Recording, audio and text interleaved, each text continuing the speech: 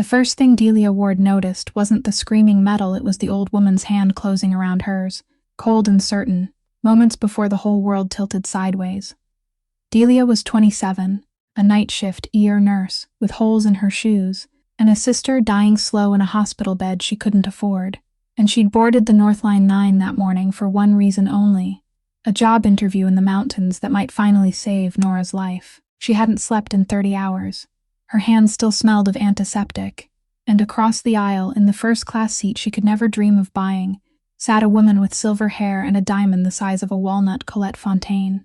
64, elegant as old money, who'd smiled at the exhausted young nurse and pressed a peppermint into her palm and said, "You've got the hands of someone who heals people." Delia didn't know that name yet. She didn't know that the gentlewoman beside her was the mother of Rourke Fontaine, 37 years old, the most feared man on the eastern seaboard, a Mafia boss who owned the ports, the docks, and half the men who policed them, a man who'd buried his enemies without ever raising his voice. All Delia knew was the peace of that carriage, a couple playing chess, a boy coloring a train, rain tapping soft against the glass. Then the conductor's voice crackled through. "We'll be crossing the Ironcrest viaduct shortly, please remain seated," and for the first time in days, Delia let her eyes fall shut. That's when the jolt threw 60 people sideways. Steel shrieked, glass burst. The carriage pitched hard toward the ravine, and hung there, groaning, half its length dangling over a 200-foot drop, while the last 2 cars vanished into the trees below. And in the chaos, the blood, the crying children, the twisted seats, one voice cut through, low and steady and unafraid, Delia's, because a poor nurse from a forgotten town was about to turn a mountain of wreckage into the only trauma center for miles, not knowing that the frail woman she was fighting to keep alive carried a secret worth killing for a secret that would drag Rourke Fontaine straight to that broken bridge and drag Delia into a world of power, betrayal, and a dangerous man who'd never once been told no, until the day she stood between him and his dying mother and said it to his face. The derailment wasn't an accident, and the person who wanted Colette Fontaine dead was already among the survivors. If a story about courage, sacrifice, and the strength it takes to do the right thing moves you, please tap that like button right now. Share this with someone who believes ordinary people can do extraordinary things, and subscribe to the channel so you never miss a story like this one. Now, let's go back to that mountain, back to the tilting carriage in the rain, and find out how one exhausted nurse became the last hope of everyone aboard the Northline 9. The darkness lasted for the length of a single heartbeat. Then the red emergency lights flared and began to blink, and with them came the sound of sobbing, breaking open, all through the train car. Delia opened her eyes in a haze of milky white dust still hanging in the air, the smell of burned metal and the coppery scent of blood already working their way into her nose. She didn't allow herself to be afraid. 30 hours without sleep, endless emergency shifts, all of it had trained into her a kind of cold reflex so severe that even she sometimes found it frightening. Assess the situation first, feel later. She swallowed hard, blinked the dust out of her eyes, then began sweeping her gaze across the train car. The car was tilted, heavily tilted to the left, maybe 30 degrees, maybe more. The floor was no longer a floor but a slick sloping plane littered with scattered luggage, shattered cups, and one small child's shoe lying there all alone, absurdly out of place. The emergency lights washed red streaks across the panicked faces of dozens of people. Delia checked herself first, exactly as procedure had taught her to teach hundreds of nursing students. Moved the toes. Good. Moved the fingers. Good. No stabbing pain in the neck, no numbness in the limbs, only a hot burning line at her temple where her head had struck the window frame. Blood, but shallow bleeding, nothing serious. She unfastened her safety belt, and the instant her body was free, gravity dragged her sideways toward the aisle. She caught the back of a seat, her knuckles going white, and held herself in place. Around her, the world was a tangled mass of sound, a man calling his wife's name. A child somewhere sobbing in broken, breathless bursts. At the far end of the car, a woman's voice rose in a shrill, uncontrolled scream, and Delia knew exactly how dangerous that sound was. She knew panic spread faster than fire, knew that one person losing control could pull all 60 of the others down with her. But she didn't speak yet. Not yet. She needed to locate everyone first. Her eyes moved over each row of seats, reading each body the way she would read a chart of vital signs. The elderly couple who had been playing chess earlier, were now clinging tightly to each other, the husband shielding his wife with the whole of his back, both of them still breathing, both conscious. The little boy who had been coloring the picture of a train was crying, but he was crying loudly, strongly, and a child who could cry that loudly still had an open airway. Not the priority. Delia triaged in her mind with the speed of a machine, assigning every person an invisible rank. This one could wait. That one needed help now. Her head doing the cold work, her heart would grieve over later, when it was all done. Then she remembered her. The silver-haired woman across the aisle. The woman who had placed a peppermint into Delia's palm and told her she had the hands of someone who knew how to heal.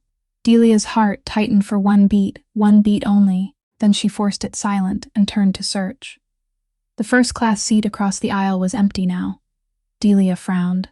She leaned across the fallen luggage, her eyes following the tilted slope of the train floor, and her heart clenched again when she saw her. Colette Fontaine lay on her side, beneath the row of seats ahead, where gravity had dragged her down. One arm folded under her body at an angle Delia didn't like at all. The diamond on her hand still glittered beneath the red lights, out of place and meaningless amid the wreckage. She wasn't moving. Delia had no time to think about the fact that she had just allowed her heart to move ahead of her head.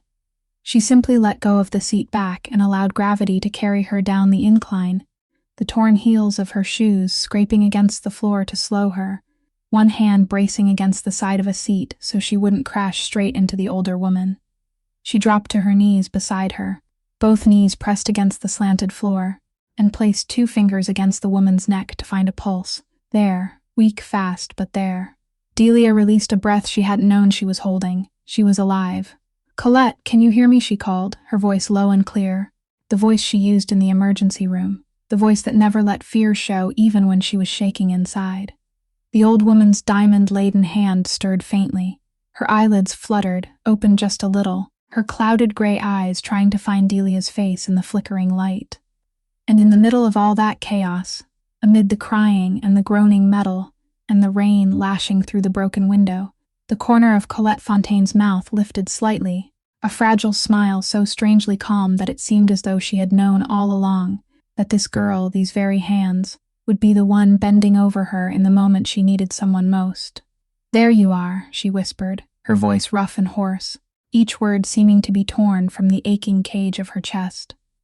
Delia didn't understand why those words sent a shiver up her spine, as though the old woman wasn't surprised to see her at all, as though even in this collapsing world there was still some order that only she could see. "Don't try to talk," Delia said gently, forcing her trembling hands to steady as she began feeling along the woman's body, searching for injuries. "I'm here now. I'm not going anywhere." Outside, thunder growled over the mountain peaks, and the train car let out another long, chilling groan, tilting a little farther toward the ravine, as though the mountain itself were waiting to see what this exhausted nurse would do next. Colette drifted out again, her breathing shallow and hurried, and Delia knew she couldn't stay beside her forever. Knew that if she didn't reclaim order inside this entire train car right now, there wouldn't be anyone left alive long enough for her to save. She set the old woman's hand down gently, then rose to her feet on the slanted floor, one hand gripping the back of a seat to keep her balance. The crying, the shouting, the voices calling out for one another crashed together into a wall of chaotic sound. Delia drew in a deep breath and spoke. "Everyone, listen to me." Her voice wasn't loud. She had learned that during the longest nights on duty, that people didn't follow the person who shouted the loudest. They followed the person who was calmest, and calm had a weight of its own that screaming could never possess. A few heads turned toward her. "My name is Delia. I'm an emergency nurse. From this moment on, we're going to do this in order. No pushing, no panic. If you want to make it out of here alive, listen to me." The wall of sound softened slightly, not because she had commanded it, but because there was something in that steady, low voice that made people want to believe. She went on, each sentence short, clear, and firm. "Anyone who can still move, stay seated. Anyone with small children, hold on to them tightly. Anyone who is badly hurt, or sees someone beside them badly hurt, raise your hand." Arms began to rise in the red light. 1, 3, 5. Delia counted by instinct, her eyes moving over each raised hand, assigning each person an invisible order of priority. She made her way down the slope of the aisle, gripping seats as she went, and stopped at the nearest person. A teenage boy was clutching his forehead. blood running through his fingers. She pulled his hand aside to look, a scalp laceration, frightening to see because the scalp always bled so much, but shallow. He was conscious, able to speak, able to be afraid. "Press this hard against the wound," she said, snatching a scarf from another passenger and putting it into his hand. "Press firmly. Don't let go. You'll be all right, not the priority. Next person." An old woman held her shoulder, her face pale with pain, possibly dislocated, painful but stable, not life-threatening. She could wait. Delia moved on, her mind working like a sorting machine, separating life from death through judgments made in fractions of a second, until she heard a low, muffled groan rising from the front of the car. A middle-aged man was pinned beneath 2 rows of seats that had collapsed on top of each other. One leg vanished beneath a mass of twisted metal, his face contorted with pain. Delia reached him and knelt down. "I'm Delia, I'm a nurse. Look at me." His breathing was fast and broken. "My leg," he hissed. "I can't feel my foot." Delia slid her hand underneath and checked quickly. She searched for a pulse at his ankle, and her heart eased when she felt it beating beneath her fingertips. Blood was still reaching the foot. That meant the limb wasn't lost, the golden time wasn't lost. Every instinct urged her to pull him out at once, but she held herself back, because she knew that pulling the wrong way could turn an injury that could be saved into a permanent one.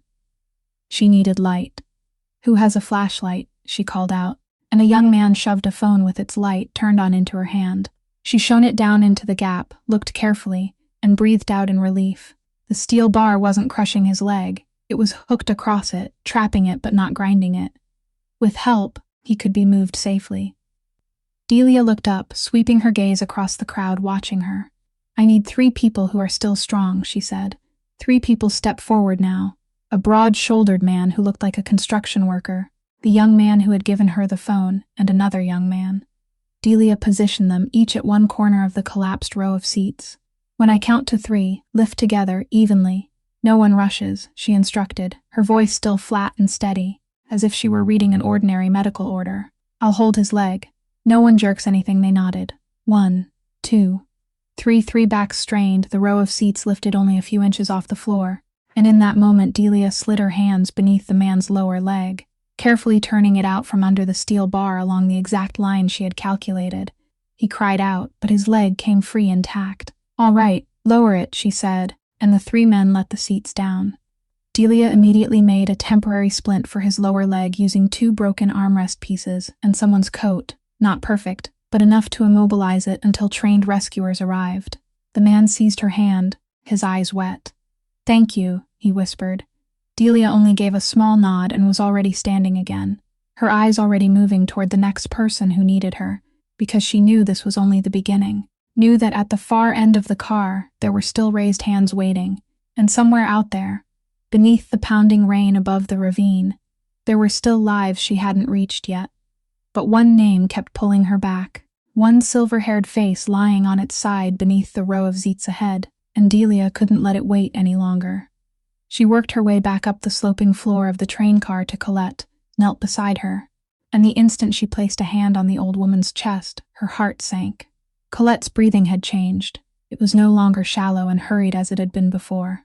Now every inhale was a struggle, her rib cage rising unevenly to one side, the left side almost motionless while the right strained to carry the work of both. Delia lowered her ear and listened, and what she heard sent a chill down her spine. The breath sounds on the left had faded, distant, as if muffled beneath a layer of water. She lifted the woman's coat, and beneath the flashing red light, she saw that the skin along Colette's left ribs had begun to darken with spreading bruises, swelling in a way that wasn't normal. Broken ribs, probably several of them. And worse, Delia feared one jagged end had pierced something inside. That blood or air was gathering in the old woman's chest cavity, pressing against the lung, strangling it little by little. This was no longer an injury that could wait. This was something that could kill a person within a few dozen minutes.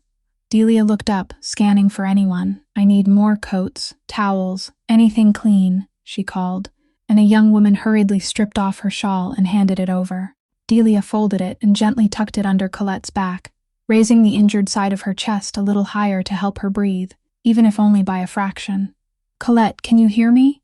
She leaned close, her voice gentle but urgent. "Try to slow your breathing for me. Breathe in through your nose, very slowly." The old woman's eyelids trembled open.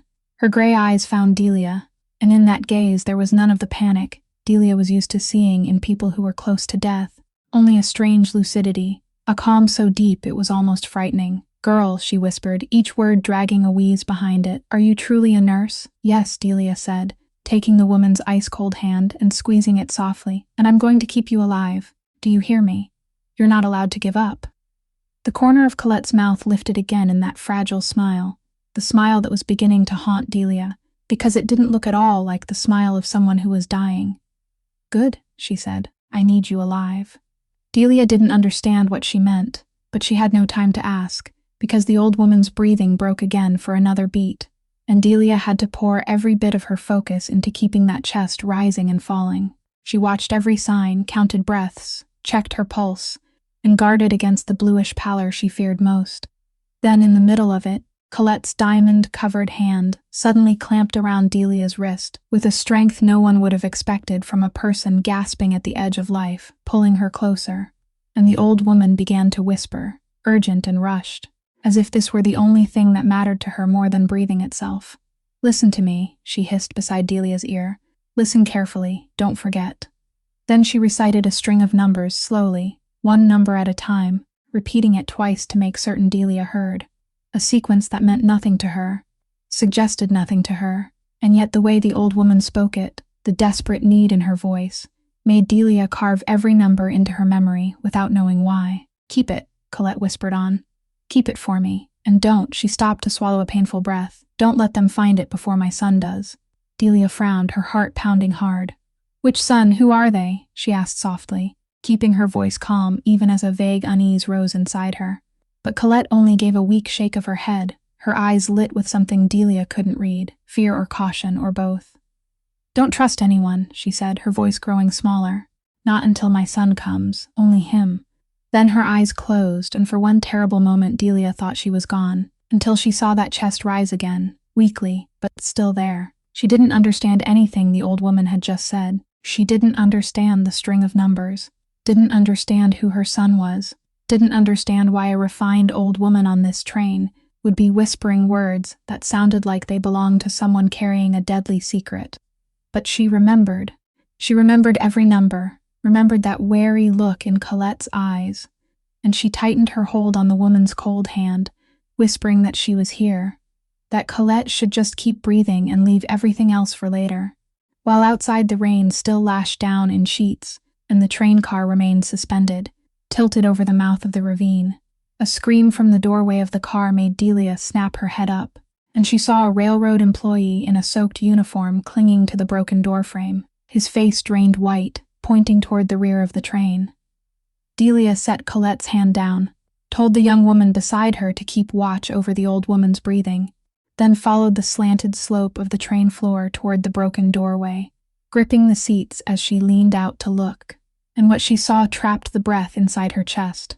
The pouring rain blurred the whole valley, but through the sheets of water she could still see down, very far down, where the mountainside dropped almost straight into a ravine filled with black pine trees. Her car wasn't the farthest edge of the disaster. Behind it, where the last cars should have been linked one after another, there was now only a gaping emptiness. The final two cars were no longer on the rails. They had broken away from everything, plunged down the slope, and now lay overturned at the bottom of the ravine, perhaps 200 feet below where she stood. Twisted masses of metal scattered among snapped trees, a thin column of smoke rising through the pine branches before the rain beat it apart.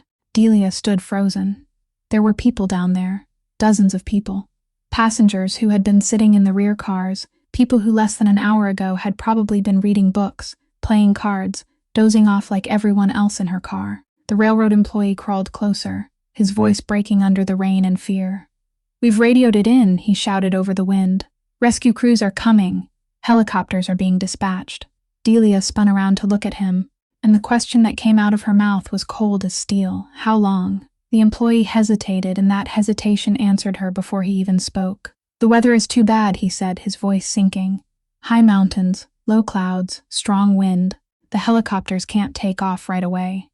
They said 90 minutes at the earliest. 90 minutes. The number struck Delia like a slap. She had stood in enough emergency rooms to understand what 90 minutes meant to a body bleeding out, to a lung being slowly crushed, to someone trapped beneath wreckage in freezing rain. 90 minutes was a death sentence for the worst injured. Not everyone down there would be able to wait that long. She looked down into the ravine again, both hands gripping the broken doorway so tightly, her knuckles went white, and through the roar of rain and the shriek of wind, she heard it. A thin, trembling sound, rising from the bottom of the ravine, threading itself through the rain and distance. A child crying. Delia went rigid. She tilted her head, held her breath, stripped away every other sound, and heard it again, unmistakable this time. A child's cry, weak but persistent, echoing up from the twisted metal at the bottom of the forest. Down there, in the wreckage everyone had assumed could hold no survivors, a child was still crying, still calling, still waiting for someone to come. Delia turned back toward the inside of her own train car, toward the dozens of people she had only just managed to stabilize, the injured passengers who still needed her to watch them, and Colette, whose chest was fighting for every breath. And she understood at once the impossible choice closing around her. If she left the car, the people here would lose the only person who knew how to keep them alive. But if she stayed, the child below would die alone in the cold rain, and no one would arrive in time within 90 minutes. She couldn't save everyone. That was the cruel truth emergency work had taught her long ago, that there were always moments when a person had to choose, had to weigh one life against another, and no choice was without pain. Delia closed her eyes for 1 second, only one, then opened them. She called the railroad employee closer. "Can you watch the people up here?" she asked, her voice already settled back into the flat calm of someone who had made her decision. He faltered. "What are you going to do?" Delia didn't answer right away. She searched the passengers for the two faces she had noticed earlier. The broad-shouldered man who had helped her lift the seats and the young woman sitting beside Colette, the one still calm enough and strong enough to follow instructions. She needed to hand this train car over to someone before she went, needed to tell them each thing that had to be done, needed to make sure the order she had just built wouldn't collapse while she was gone. "Someone is alive in the ravine," she said, loud enough for those around her to hear, and there was no room for hesitation left in her voice. "There's a child down there, and no one will reach them in time for more than an hour." She looked down toward the dark mouth of the ravine, where the rain swallowed everything, then drew in a deep breath. "I'm going down." But before going down, Delia understood that she couldn't leave behind a disorganized train car, because if order collapsed, every life she had just fought to hold onto would slip away while she was gone. And so she straightened on the slanted floor, sweeping her gaze over the crowd until it stopped on the broad-shouldered man who had helped her lift the row of seats earlier. "What's your name?" she asked. "Garrett," the man answered, his voice hoarse but steady. "I was a firefighter for 12 years. Delia nodded, and somewhere inside, she silently thanked whatever rare mercy had survived inside this disaster, because a former firefighter was exactly what she needed most right now. "Garrett, from this moment on, you're my eyes and ears in this car," she said quickly, neatly, firmly, as if reading out a medical order. "I need you to move down each row and check every person one by one.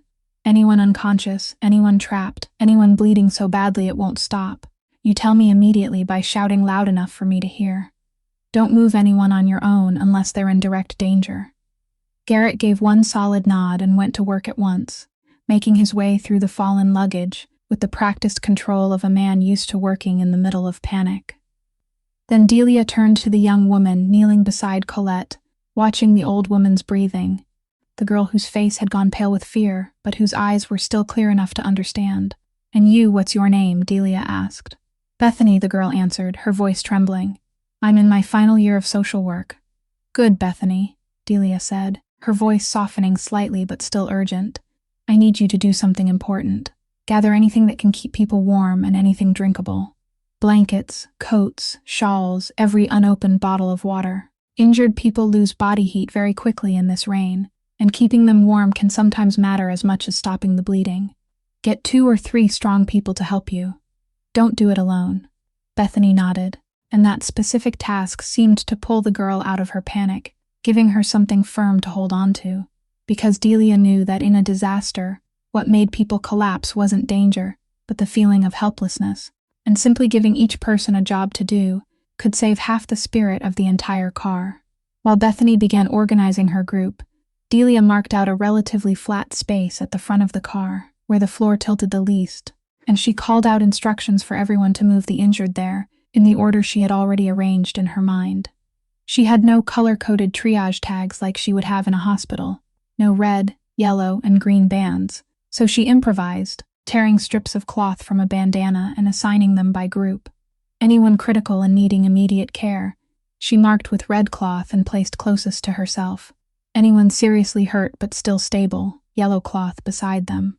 Anyone lightly injured and able to walk, green cloth, toward the edge, where they could help one another. Within minutes, the train car that had been chaotic only moments earlier began to take on the shape of a crude emergency triage area, a trauma center raised from wreckage with torn cloth and willpower. Then Garrett's voice rang out from the middle of the car, urgent. "Delia, someone's having serious trouble breathing over here." Delia immediately made her way to him and found a middle-aged woman bent forward, both shoulders rising and falling rapidly, every breath dragging behind it the sharp wheeze Delia recognized at once. Asthma. Panic and dust in the car had triggered an acute attack. "Do you have an inhaler?" Delia asked quickly, kneeling down at the woman's eye level so she could see the calm on Delia's face. The woman gave a shaky shake of her head, pointing toward the luggage area behind her, where her purse had been thrown somewhere in the collision. Delia didn't waste a second. She turned and called out to the whole car, asking whether anyone had an asthma inhaler, and after several tense seconds, a young man raised a familiar blue inhaler into the air. Delia snatched it, checked the medication quickly, then guided the woman to breathe in slowly and deeply, one breath at a time, one of Delia's hands resting on her back and rubbing gently, her voice even as she led each rhythm of breathing.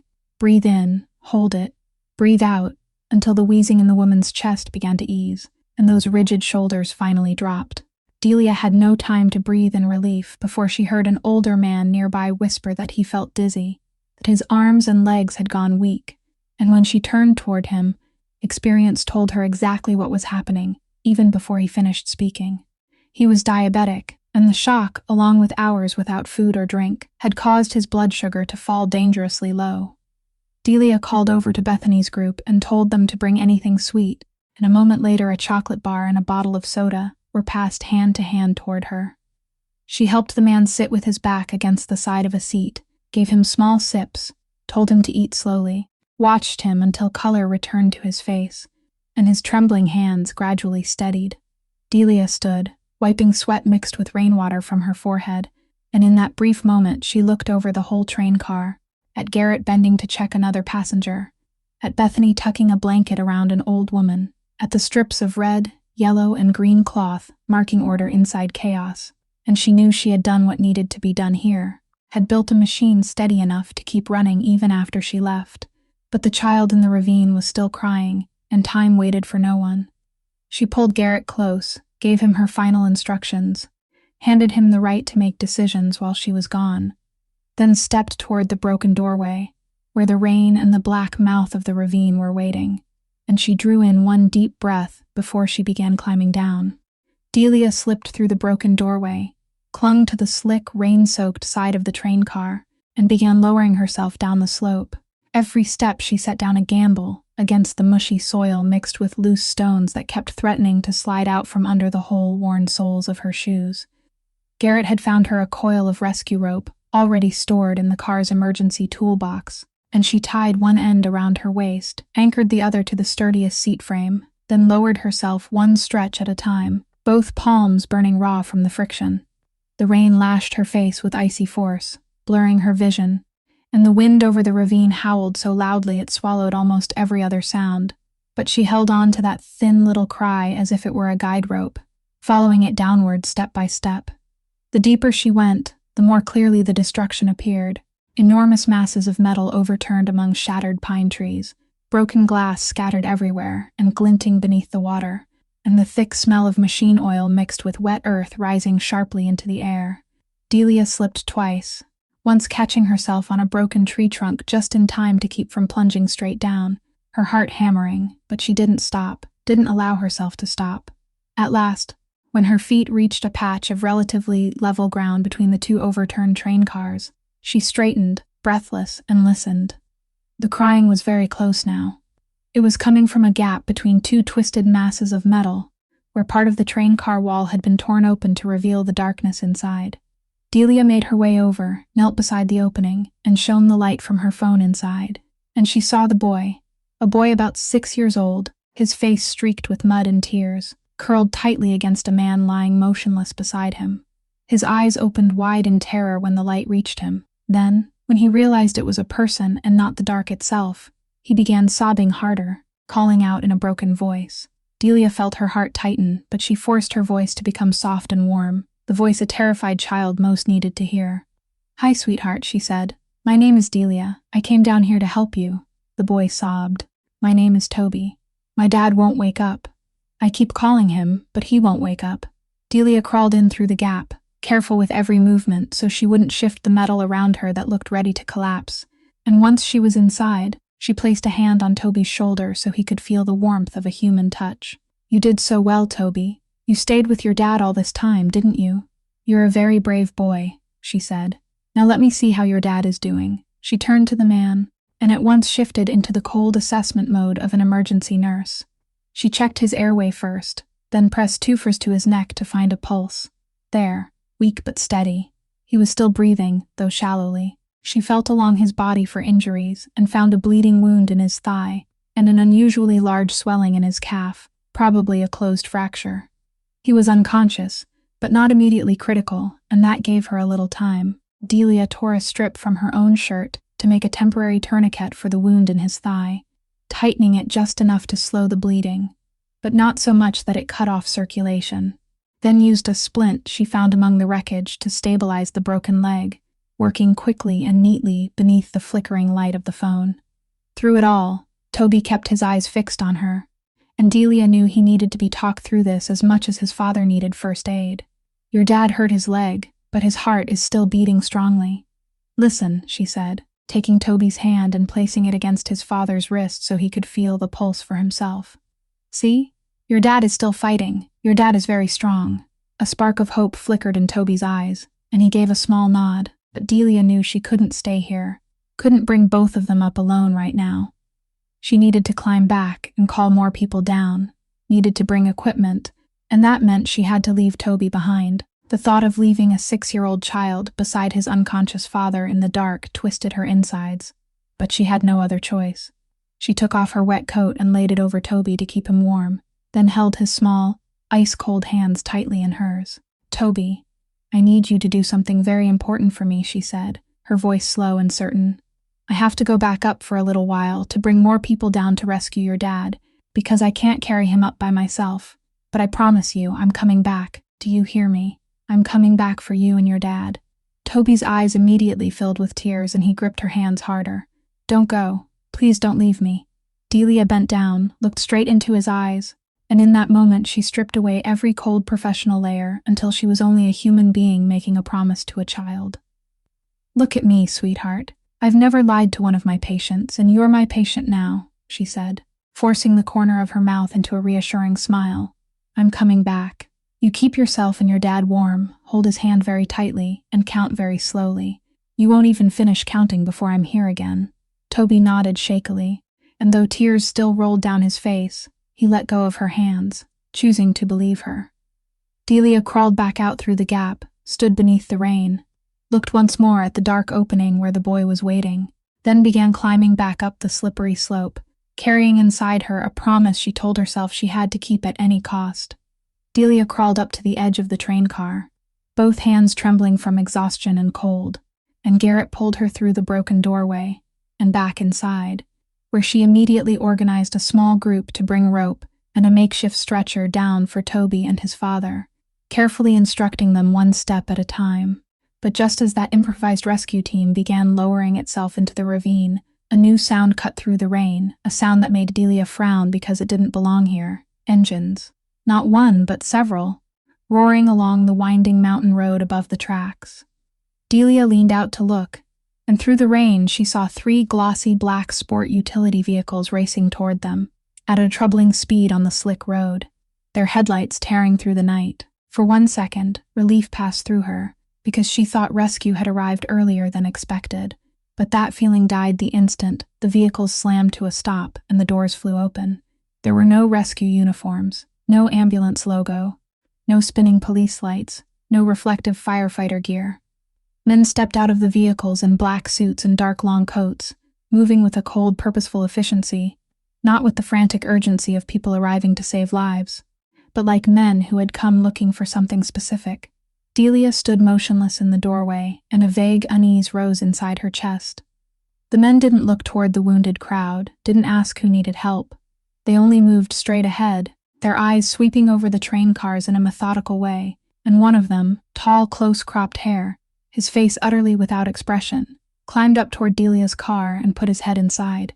His gaze passed over the triage area, over the red, yellow, and green strips of cloth, over the injured people lying scattered across the floor, without stopping on anyone until it landed on Delia. "You," he said, his voice low, flat, and chilling. "You seem to be the one in charge here." Delia straightened, forcing her face to remain calm, even as her heart began to pound. "I'm a nurse," she answered. "Are you with the rescue team?" The man didn't answer that question, and that silence told Delia more than any words could have. He stepped fully into the car, his expensive leather shoes crunching over broken glass, and looked around once more. "We're looking for a passenger," he said. "An older woman, first class.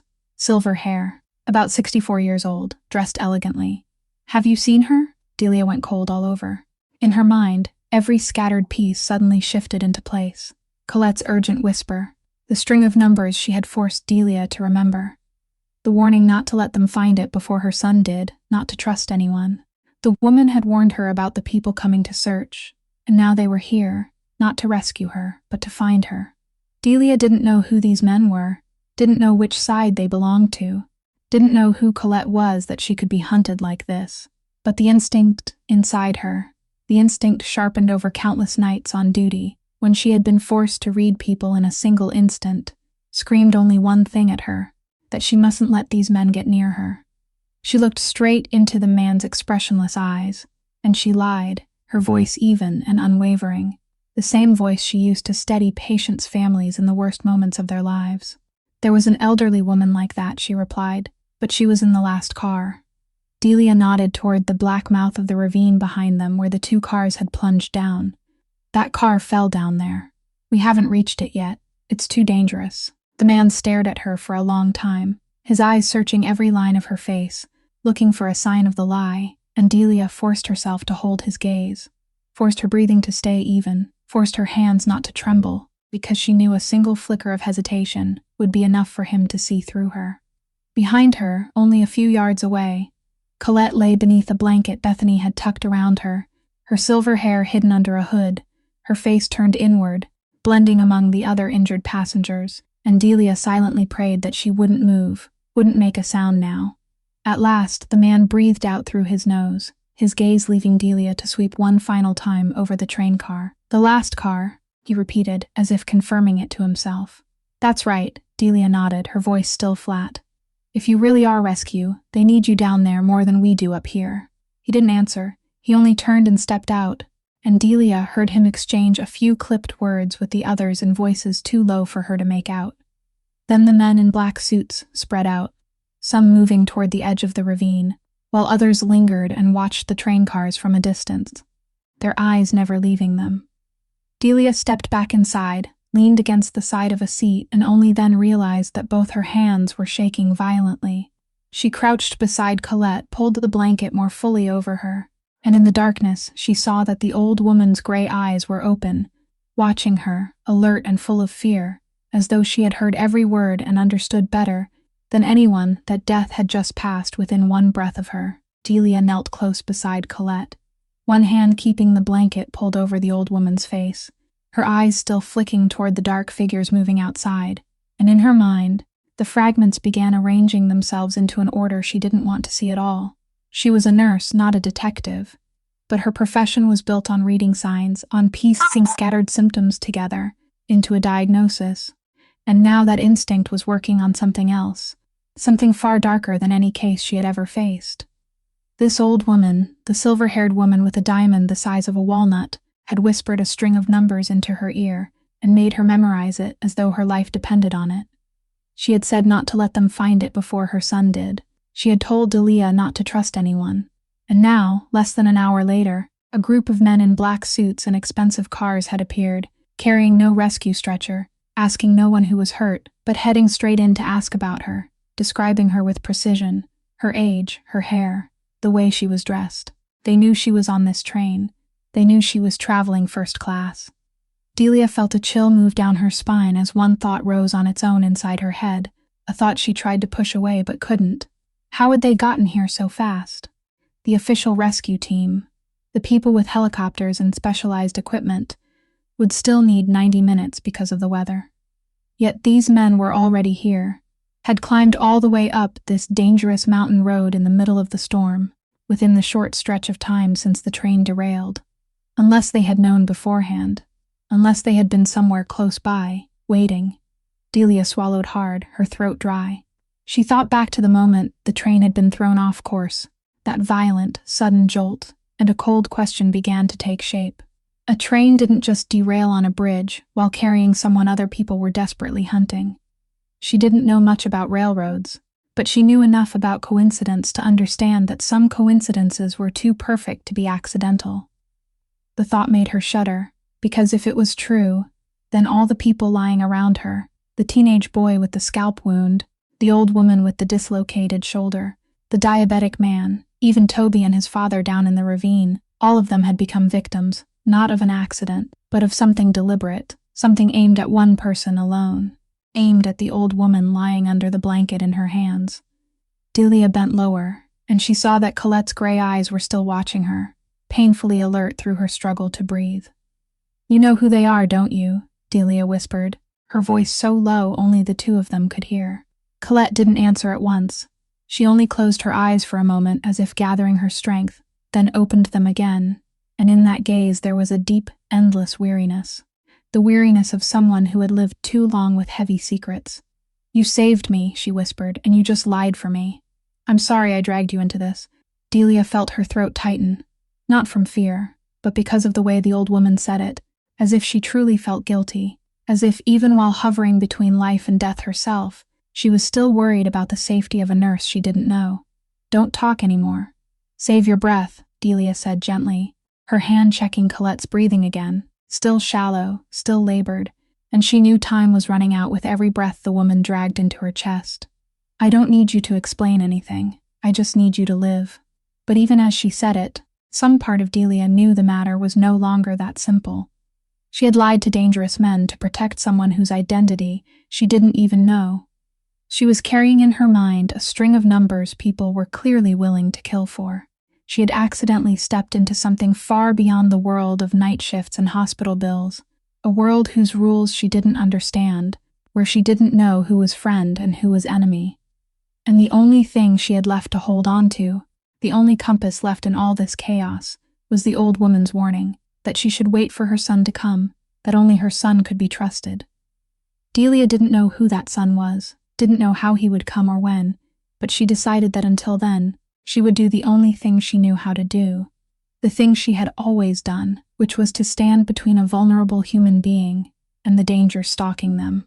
She pulled the blanket higher over Colette, shifted her own body to block the woman from view outside, and sat there, keeping watch, while beyond the broken car the dark figures still prowled through the rain, waiting for something Delia couldn't yet guess, and inside her, her fear for Toby down in the ravine, her fear for Colette beside her, and the unanswered question of what she had been pulled into, all tangled together into a knot she had no way to untie. Delia wasn't sure how much time had passed when she heard the second sound of engines, and this time it was entirely different, a deep, powerful roar of expensive machines racing toward them, at a speed no one should have dared on this slick mountain road in the middle of a storm. She leaned out through the broken doorway and saw a new convoy appear, led by a long, glossy black sedan, followed by two more sport utility vehicles, all of them breaking into a neat line where the road met the tracks, their headlights tearing through the rain in cold white columns of light. The doors opened all at once, and men stepped out, moving with a silent coordination that made even the group in black suits who had arrived earlier come to a halt and shift aside, their eyes changing from scrutiny to something very much like caution, even fear. Then, from the sedan, the last man stepped out, and the entire scene seemed to sink into a single suspended beat. He was in no hurry.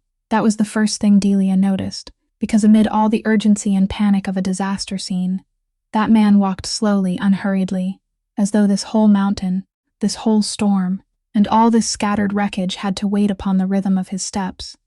He was tall, wearing a long black coat soaked through with rain that he didn't seem to notice, his dark hair combed neatly back against his temples, his angular face as cold as if it had been carved from stone, without a single line of panic on it. He didn't shout, didn't bark orders, didn't wave his hands, but when he moved forward, the crowd parted on its own in front of him. The men in black suits lowered their heads, and even the 2 local police officers who had just arrived took half a step back, their eyes sliding away, as though instinct warned them that standing in this man's path was a mistake no one should make twice. Delia had never met him, had never heard his name, but the instant she saw him, something inside her told her that this was the man Colette had been waiting for.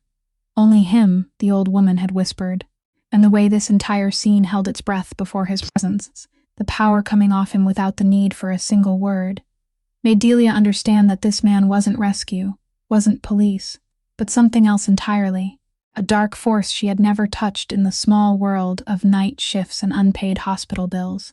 He stopped in the middle of the scene, his eyes moving slowly over the wreckage, over the tilted train cars, over the black mouth of the ravine biting into the mountainside, and when he spoke his voice was low, quiet, almost gentle, but every word carried a weight that chilled the skin.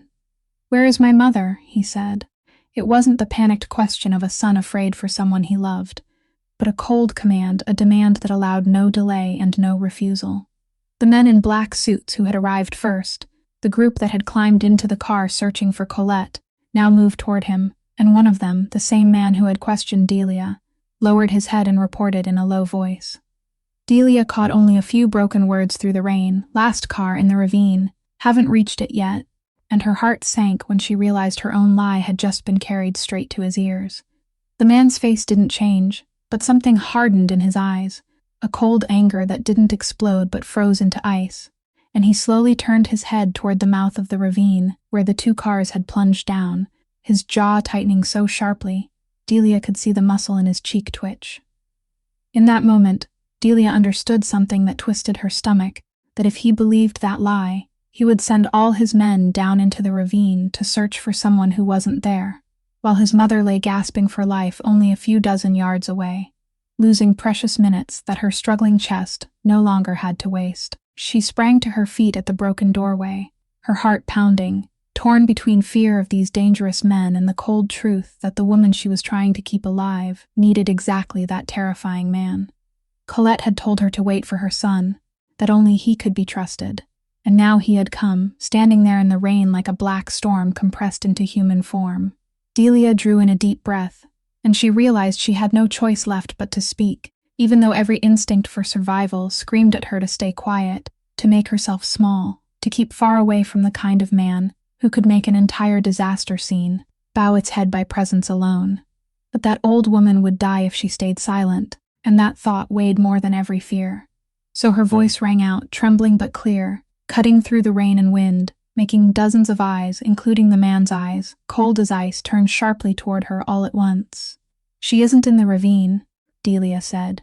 The man looked up, his gaze locking onto her, sharp and dark, and the whole world around Delia seemed to freeze beneath that look, so completely that she could hear the pounding of her own heart inside her chest. "Your mother is right here in this car," she went on, forcing her voice to steady itself piece by piece. "She's alive, but if you want her to stay alive, you're going to have to listen to me." The man didn't say a word. He only strode toward the train car at a speed that forced his men to hurry after him, and within seconds, he had climbed through the broken doorway and stood upright inside the tilted car, tall and dark, taking up nearly all the cramped space. His eyes swept once around the interior, then locked onto the shape of the silver-haired woman lying beneath the blanket, and for one moment, only one moment, Delia saw that stone-cold expression crack. She saw something deeply human flicker through his eyes when he realized it truly was his mother. He stepped forward, bent down, and reached out as if he meant to lift her, as if he meant to carry her out of that terrible place immediately and take her somewhere safe. And that was the very moment Delia rushed in. "Don't," she said, and before she had time to think, her hand had already blocked his arm, stopping him. The whole train car seemed to stop breathing. The men in black suits behind him went rigid, one of them reflexively slipping a hand inside his coat, and Delia felt the weight of dozens of eyes falling on her small, blood-stained hand resting on the expensive sleeve of the most powerful man she had ever met. He slowly turned his head, looked down at her hand, then up at her face, and in his eyes there was a cold astonishment, as if he couldn't believe someone had just dared to touch him, had just dared to tell him no. Delia knew she was standing on a dangerous line, her heart pounding wildly, but she didn't pull her hand back, didn't lower her head, didn't let fear swallow her, because in this moment she wasn't a poor nurse facing a dark force. She was the only person standing between that woman and death. "If you lift her like that, you'll kill her," Delia said, her voice trembling, but every word clear and firm. "Your mother has multiple broken ribs, and I believe air is building up in the left side of her chest cavity, pressing against her lung.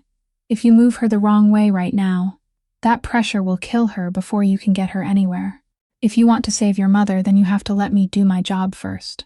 The man stared at her, and Delia saw his jaw tighten, saw anger and fear struggling inside those dark eyes. The struggle of a man used to controlling everything now facing something he couldn't command, couldn't buy, couldn't threaten, the failing body of his own mother. For one endlessly long second, she didn't know what he would do, whether he would shove her aside or worse, but then he slowly lowered his hand, took half a step back, and spoke in a low voice so quiet it was chilling, "Save her." Only 2 words, but inside them was both a warning and a plea he perhaps didn't even realize he had made. Delia didn't waste another second. She dropped to her knees beside Colette, her mind already running through each step of a procedure she had performed many times in the emergency room, but never under conditions like these, without a sterile kit, without a doctor, without anything but her hands and whatever could be gathered from the wreckage. She needed to decompress the old woman's chest cavity, needed to give the air choking that lung a way out. "Bethany," Delia called, her voice urgent but still controlled. "Is there a large needle in the first aid kit? Find me the biggest one, fast." Bethany shakily dug through the emergency kit and pushed a large intravenous catheter, still sealed in its wrapper, into her hand. Delia tore open the package, disinfected the skin with the last remaining alcohol swab, her hands strangely steady even though her whole body was frozen and exhausted. She found the point where she needed to insert it, counted the ribs with her fingertips, found the right space between them, and in the thick silence of the whole train car, under the piercing gaze of the man standing behind her, she lowered the needle, decisive and precise, passing through the chest wall and into the pleural space. A long hiss came out, the sound of trapped air escaping, and immediately, as if by some miracle, Colette's chest began to rise more evenly, her broken, wheezing breaths gradually turning into deeper, smoother ones, the bluish pallor of her face slowly fading. The old woman moaned softly, her eyelids trembling, and her hand searched for Delia's and gave it a faint squeeze. Delia breathed out sharply, not realizing she had been holding that breath the whole time, secured the needle in place with tape, then looked up, and she saw the man watching her, but his eyes were different now. The arrogant coldness of power was gone, and in its place was something Delia hadn't expected, a stunned stillness, almost wonder, the look of a man used to ordering death, who was witnessing for the first time someone wrest a life from death's hands, with nothing but her bare hands. He said nothing, he only looked at her, at the blood-stained hands still helping his mother breathe, at the small woman in a torn nurse's uniform who had dared to stop him and say no. And in that moment, something that couldn't be put into words quietly shifted between 2 people from 2 worlds that should never have touched. It was at that very moment, when Colette's breathing had steadied beneath Delia's hand, that new sounds began to rise from the mountain road above them. And this time, they were the sounds the entire scene had been waiting for through all those hours. Sirens, ambulance engines, voices calling to one another over radios. The ground rescue team had finally made it through the storm and the treacherous curves to reach them, and within minutes, the road that had been deserted before was flooded with flashing red and white lights, rescuers in reflective gear climbing down from specialized vehicles, carrying stretchers, equipment, and the professional order Delia had been holding up alone since the moment the train derailed. A woman in a rescue commander's jacket climbed into the car, swept her eyes over the triage area with its strips of red, yellow, and green cloth, over the patients who had already been treated and neatly splinted, and stopped short, clear surprise showing in her face. "Who organized this place?" she asked. Garrett nodded toward Delia. "She did, a nurse. She's handled everything from the beginning."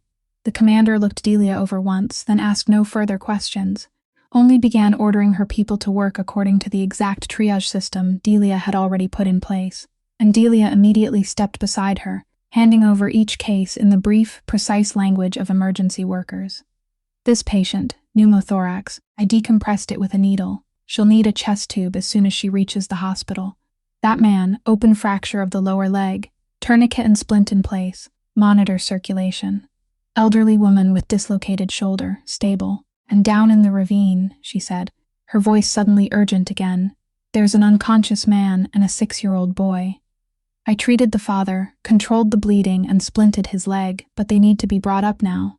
The commander nodded and immediately sent a specialized team with climbing equipment down into the ravine, and Delia let out a breath of relief when she saw them lowering themselves in the direction she had pointed, carrying a stretcher and rope, because she knew she had kept her promise to Toby, that she had come back, that she hadn't abandoned him.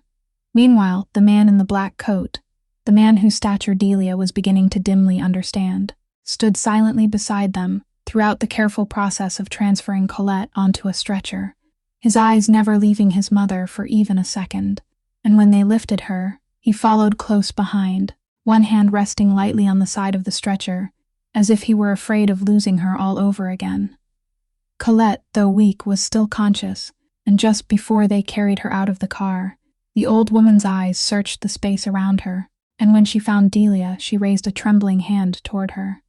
"Son," she whispered, her voice hoarse but clear enough for the man to bend close and hear. The man leaned down, bringing his ear near his mother's mouth. "You owe her my life," Colette said, each word slow and heavy, her gaze moving from her son to Delia and then back to her son again. "Remember that. Don't ever forget it." The man lifted his head, and once more his eyes found Delia, this time longer, deeper, a look she couldn't fully read, with reluctant gratitude in it, scrutiny, and something else she couldn't yet name. Then Colette's stretcher was carried outside, and he followed, leaving Delia standing there in the middle of the train car, so exhausted she could almost no longer remain on her feet. Through the hours that followed, the scene gradually came under full control, each patient loaded into an ambulance according to priority, and Delia still stayed, still briefed each medical crew, still refused to let herself rest until the last person had been transferred. When Toby and his father were brought up from the ravine, the boy, though his face was smeared with dirt and he was shaking from the cold, still tried to look back through the crowd for her, and when his eyes found Delia's, his lips formed the words, "You came back," and Delia nodded, her throat tightening because she had promised. It wasn't until late that night, when the rescue commander began putting together the first numbers, that Delia learned the true scale of what had happened. There had been nearly 200 passengers and crew members on the train. Many hadn't survived, most of them in the final 2 cars that had fallen into the ravine, and every name on that list was a cut across her heart. But the commander, standing beside her as the last ambulance rolled away, told her something she would remember for a very long time. "You know," she said, her voice low, "the field doctors estimate that more than 40 people are alive tonight, because treatment began before we arrived. You turned a train accident into a functioning emergency center. Not many people could do that, and certainly not alone." Delia didn't answer. She only looked toward the mountain road, now nearly empty, where the last lights were disappearing beyond the bend, and she thought of Colette, of the man in the black coat, of the string of numbers still resting silently in her memory, of the men in black suits who had come looking for the old woman before rescue ever arrived. Because even though the disaster on this mountain had ended, even though the survivors had been carried away to safety, a sense of unease still wouldn't leave her. The feeling that none of this was truly over, that she had set one foot into a story far larger than a railway accident, and that somewhere in the dark, questions were still waiting to be answered, questions she didn't yet know how far they would drag her, 3 days after the disaster on Ironcrest Mountain. In a dark wood-paneled office on the highest floor of a building overlooking the harbor, The man in the black coat sat motionless behind a broad desk, and for the first time since his mother had been taken into intensive care, he allowed himself to face the question that had been gnawing at him through several sleepless nights. Rourke Fontaine didn't believe in coincidence. In the world he had ruled with coldness and calculation for more than a decade, coincidence was usually just another name for betrayal that hadn't yet been discovered, and a train carrying his mother didn't simply derail on a bridge, not on the exact trip she took to visit his father's grave, as she quietly did once every year, a schedule known only to a handful of people. He had ordered his men to investigate that very first night, and now, as the first reports were placed on his desk, everything he had feared was confirmed by cold, undeniable evidence. His people had traced the section of track where the train first began to derail, and they found something that should never have been there. Traces of explosives, scorched and distinct. A section of rail had been cut free and then fitted back with such precision that it would look like damage caused by weather and age, timed exactly to trigger at the most dangerous curve, at the very point where a derailment would be certain to throw the rear cars straight down into the deep ravine. This wasn't an accident. This was a carefully staged assassination. Rourke sat in silence for a long time, his 10 fingers locked together, his gaze darkening like harbor water at midnight beneath a moonless sky. Someone had wanted his mother dead, and had been willing to bury nearly 100 innocent lives with her, just to hide the true target inside a disaster that looked random.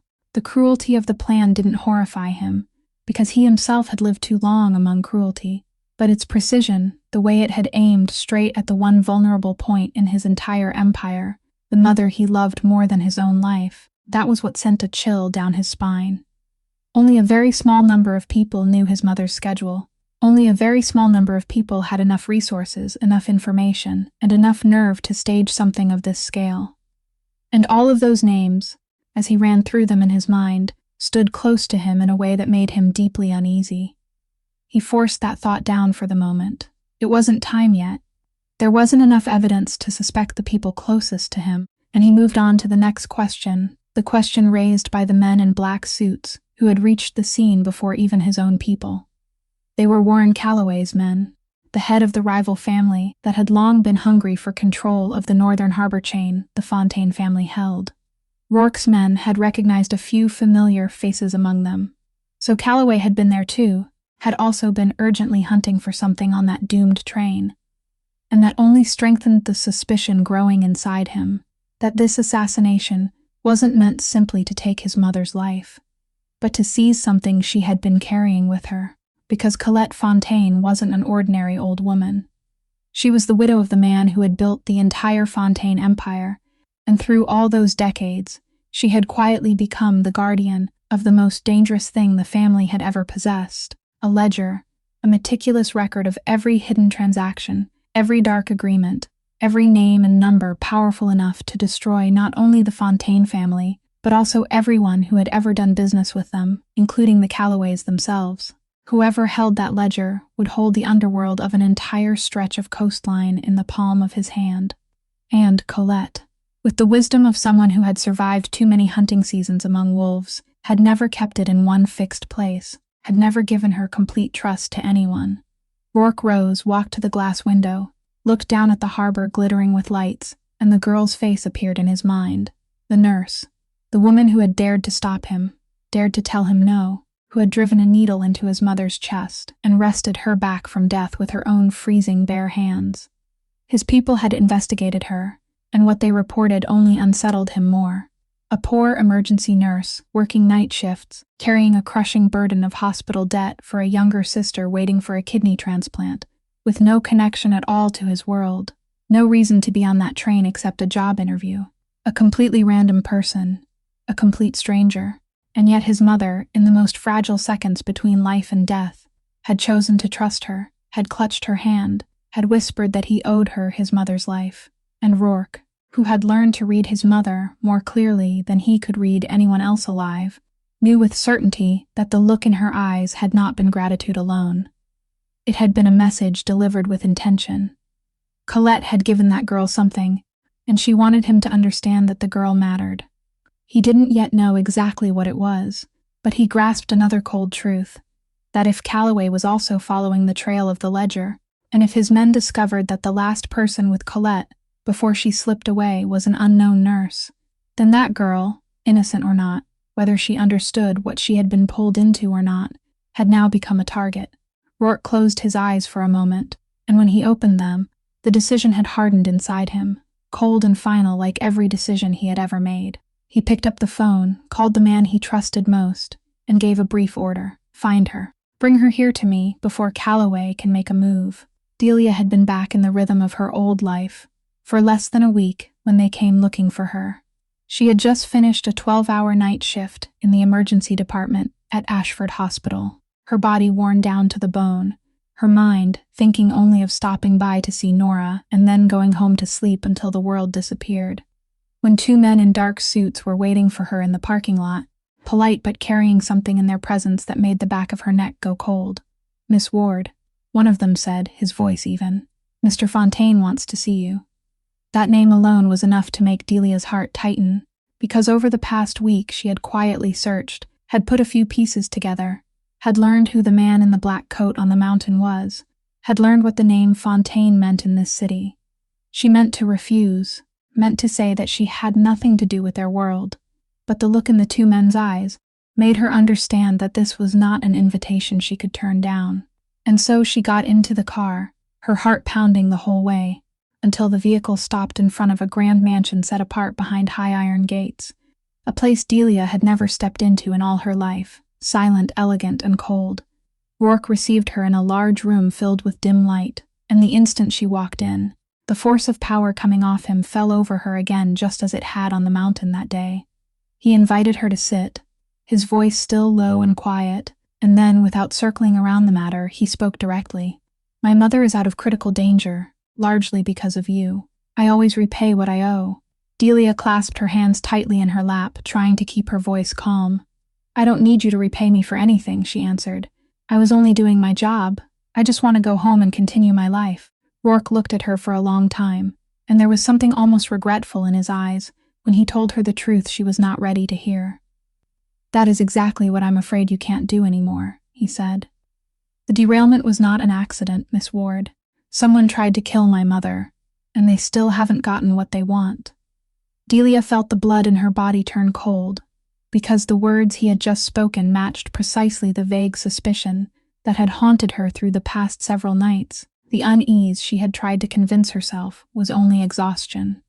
He continued, without softening the blow, telling her that the people behind it knew who had been beside his mother in the final minutes before she lost consciousness, that they might believe Delia was holding something they needed, and that whether she understood it or not, she was now in the sights of people willing to blow up an entire train to get what they wanted. "Therefore," he said, "you'll stay here, under my protection, until I finish handling this." Delia sprang up from the chair. "No," she said, and that word burst from her mouth for the second time in front of this man. "I can't stay here. I have a job, I have patients, and I have a younger sister in the hospital who needs me every day. She's waiting for a kidney transplant, and she has no one but me. You don't understand. My life is not something I can just leave behind to hide behind your iron gates." For the first time, Delia saw something shift across Rourke's cold expression when she mentioned her sister a sharp attention, but he made no comment, only spoke in that maddeningly calm voice. "Do you think those people will care about your shift schedule or your sister? If they want to use you, they will use the people you love to do it. Staying here is not leaving your life behind. It is the only way to keep it." The sentence left Delia frozen because it struck the deepest fear inside her, the fear of Nora, of the fragile life of the only person she still had left in the world. She looked at the man across from her, and she saw the enormous difference between their two worlds laid bare in that very moment. To him, a human life was a piece on a board, a threat was a problem to be solved, and protection was something that could be granted or withdrawn. To her, every patient was a human being, every shift was survival, and Nora was her entire heart.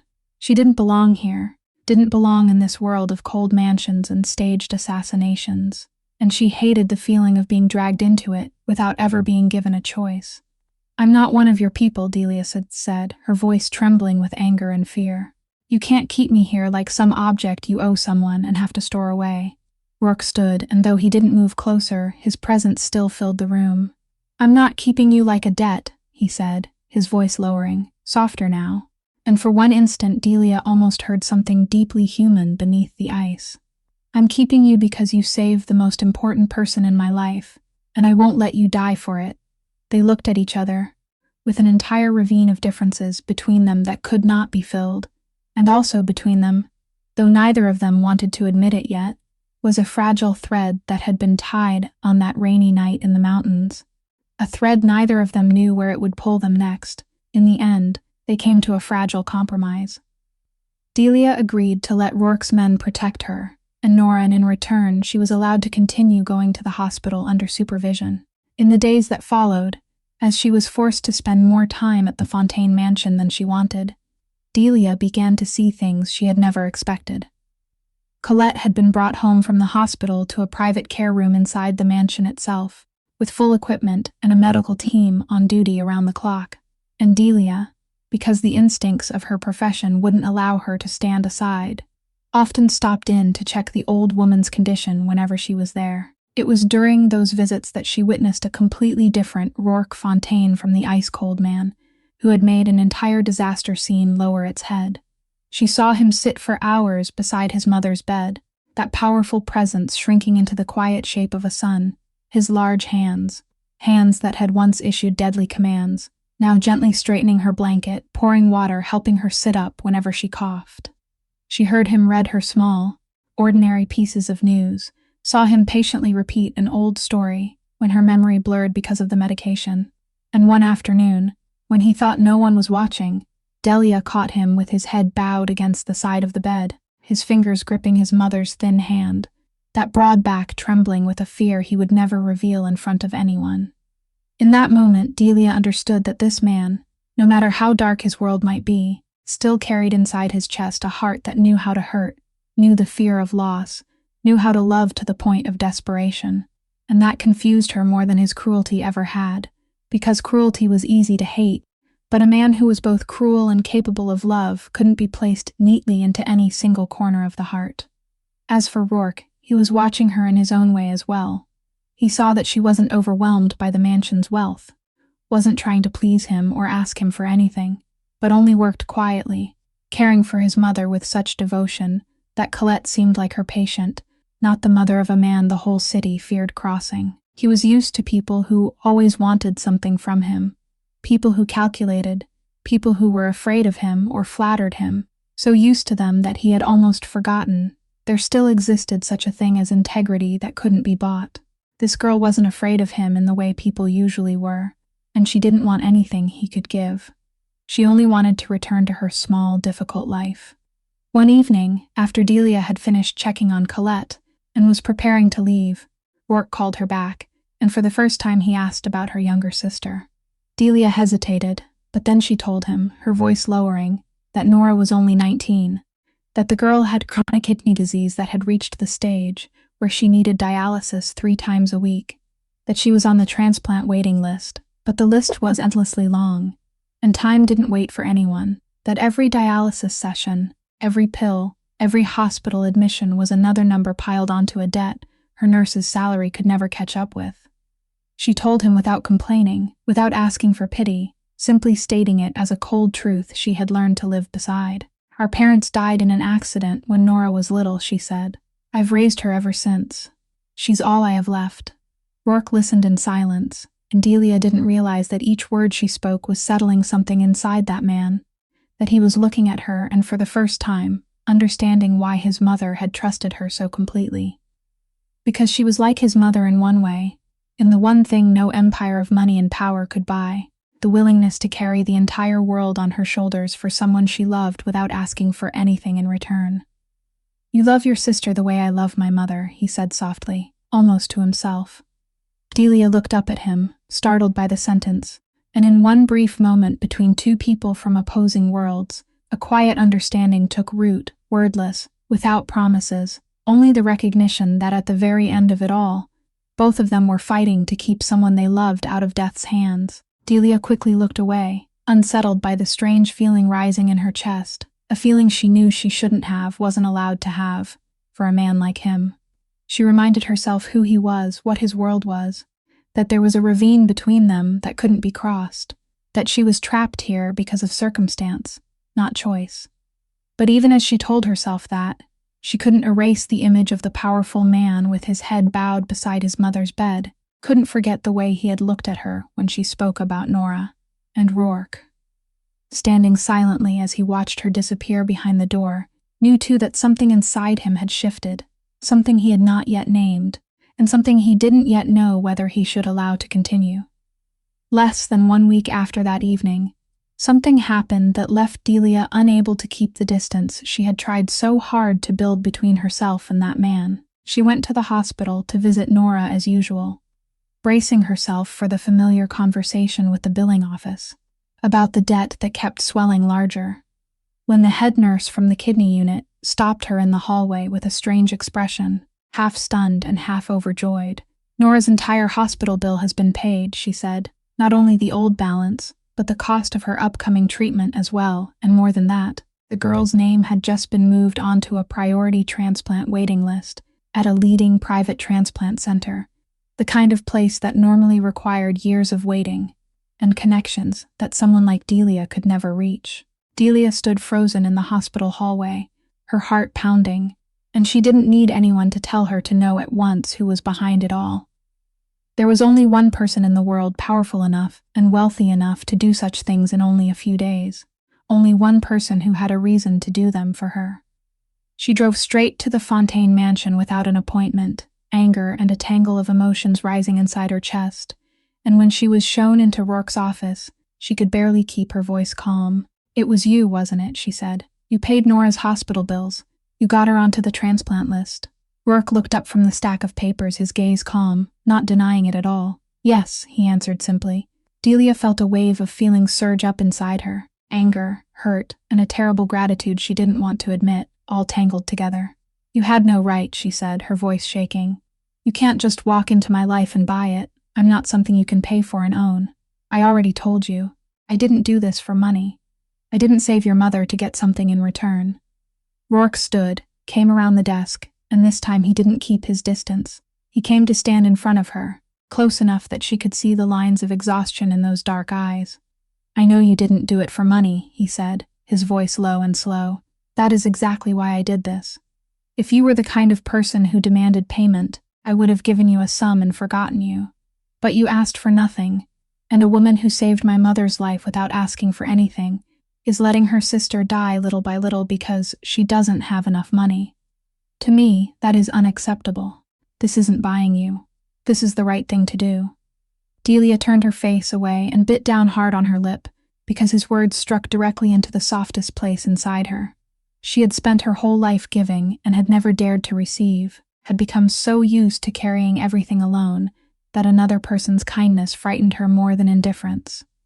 "You can't understand," she said, her voice choking. "When you're poor, when you have to beg for every dollar for someone you love, your dignity is the only thing you have left to hold on to, and now you've taken even that from me." Rourke was silent for a long time, and when he spoke, his voice was gentler than Delia had ever heard it. "You think accepting help means losing your dignity?" he asked. "My mother once told me that a person's worth isn't found in how much money they have, but in what they do when no one is forcing them to do it. You climbed down into a ravine in a storm to save a child you had never met. You told me no in order to save an old woman you didn't even know. No amount of money in your account created those things. That is who you are, and no money of mine can change that or take it away from you." Delia lifted her eyes to him, her gaze bright with tears she tried to hold back, because she realized that the man who had once frightened her had just seen into her more clearly than anyone ever had, and had given back to her the dignity she thought she was losing. But she was still torn, because accepting a kindness from a man who belonged to that dark world was another step into a place she wasn't sure she could ever leave. "I'll pay you back," she said softly, though both of them knew she would never have enough money to do it. Rourke shook his head. "I don't need you to pay me back," he said. "But if it makes you feel better, then consider yourself paying me by continuing to be exactly who you are. That is the only thing I want from you." Delia couldn't answer, her throat locked tight, and in that silence, something between them shifted a little further. Not a transaction, not a debt, but a deeper and more dangerous understanding that made her want to run and made it impossible for her to leave. She thought of Nora, of the chance at life her sister had just been given, and she knew that no matter how painfully her pride hurt, she couldn't, would never, turn away from a chance to save her sister's life. And perhaps, she thought quietly as she left the mansion that night, that was exactly what Rourke had understood about her from the beginning. Colette's health recovered little by little with each passing day, and along with it, the bond between her and Delia grew in a natural way neither of them tried to resist. The old woman preferred Delia's care over anyone else on the medical team, loved the way the young woman was both meticulous and gentle, loved the stories she told to ease the long afternoons. Sometimes Colette would hold Delia's hand for a very long time, studying her face as though searching for something, then softly say that she reminded her of herself when she was young, back before this world had worn her down. Delia would only smile, not fully understanding the heavy meaning hidden beneath those words, but she could feel the sincere affection the old woman had for her, a warmth she had been without for far too long, since her parents died. Then one afternoon, when only the two of them remained in the room, Colette suddenly became strangely serious. She told Delia to close the door, then motioned for her to sit close beside the bed, and when she spoke, her voice was weak, but every word was clear and frighteningly lucid. "Do you still remember the numbers I told you on the train?" she asked. Delia nodded. She had never forgotten them.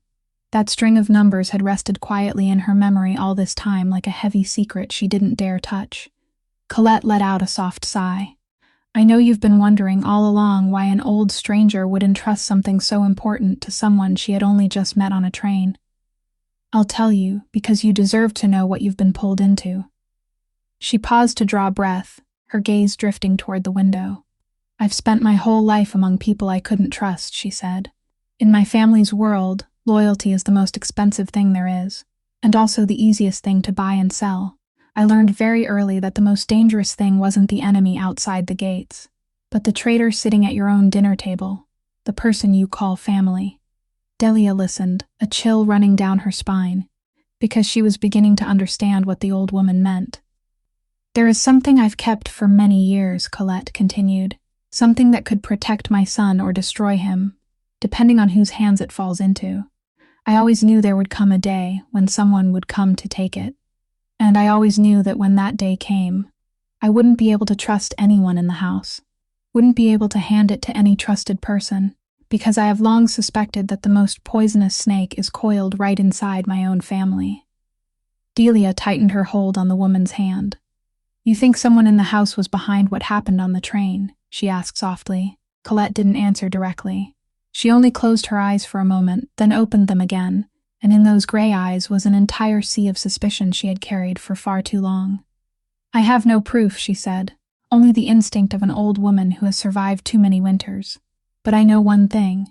Only those closest to me knew I would be on that train, on that day, at that hour. An outside enemy couldn't have known that. So when the train derailed, I understood at once that it wasn't an accident, and that whoever caused it didn't come from outside. That was why, in that moment, I couldn't entrust what I was carrying to anyone waiting for me at home. I needed someone completely outside every calculation, someone no traitor could have foreseen, someone decent. And then I saw you, a nurse who didn't know who I was, didn't care what I had, and only bent down to save me because it was the right thing to do." She smiled weakly, her thin hand stroking the back of Delia's hand. "Sometimes, child, a stranger is more worthy of trust than blood." Delia sat in silence, overwhelmed by the weight of what she had just heard, by the truth that she had accidentally become the final link in a plan the old woman had quietly prepared for the worst possible moment. "And your son?" Delia asked, her voice hesitant. "Have you told him what you suspect?" Colette slowly shook her head, and a deep sorrow appeared in her eyes. "Not yet," she said, "because the person I suspect is the man my son trusts most, the man who has stood beside him for many years, the man he considers a brother in all but blood. If I speak without proof, I fear he won't believe me, or worse. I'll push him straight into the arms of the very person trying to harm both of us. So I need the ledger. I need proof. I need to wait for the right moment." She gripped Delia's hand more tightly, her eyes urgent. "Promise me, whatever happens, you'll keep those numbers secret until I tell you to speak them. Don't trust anyone except me and my son." Delia nodded, the promise heavy in her chest, and when she left the room that afternoon, she carried with her not only a secret, but a new unease. The knowledge that somewhere very close, inside the very walls of this mansion, someone was smiling sweetly while quietly waiting for the chance to strike. The man Colette suspected had a name, and that name was Silvio Ferraro. For more than 20 years, Silvio had been the right hand of the Fontaine family, the man who had stood shoulder to shoulder with Rourke from the earliest days, the man Rourke trusted so completely that he entrusted him with secrets he shared with no one else.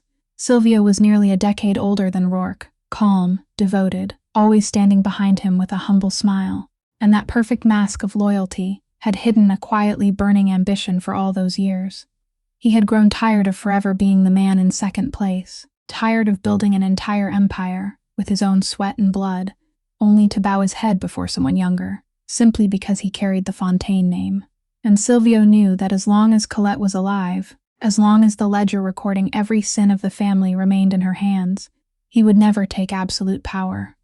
That ledger was the key, the thing that could topple Rourke, buy off the partners, and raise Silvio to the position he believed he deserved. He was the one who had staged the derailment, the one who had hired men to plant explosives on the rail line, the one who had calculated it all so that Colette would die, and he could seize the ledger in the chaos, while carefully leaving behind traces that pointed toward the Calloways, turning the Fontaines' longtime enemy into the perfect scapegoat.